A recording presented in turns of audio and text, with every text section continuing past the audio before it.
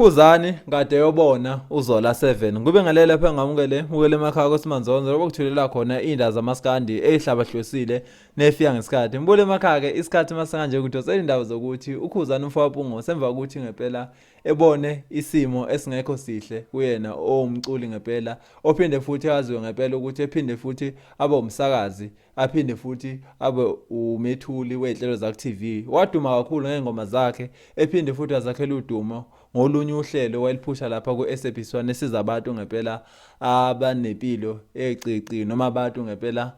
abahluphekayo abantu abaningi ngempela ngemva ukuthi bebone leya video bethintekile ngempela inhliziyo zabo bese bethatha isinqumo sokuthi ngempela bekwazi ukuthi benikele kuyena uZola7 bese becela ngempela account number yakhe yena ko uKhuzani ushilo ngempela ukuthi emva ukuthi ebone le video bese ethatha isinqumo ngempela ukuthi akayobona le ndoda le yena uZola7 njengomuntu ngempela usemkajubomvu kwi-industry yezomculo ephinde futhi nekwezokulingisa ushilo ngempela ukuthi bekumnandi ngempela lapha kuZola7 ushilo ngempela ukuthi indoda ngempela iyaqhubeka ngempela usesho ngempela ukuthi abantu abamnyama into kumele benze ngempela ukuthi bebambane njalo uma umuntu umnyama ngempela impilo yakhe isingahambi kahle kubalekile ukuthi usondele kuye ngempela ukwazi ukuthi umsize sokhumbula ukuthi akuyena uKhuzani ngempela usaziwa ubonakalile kanti futhi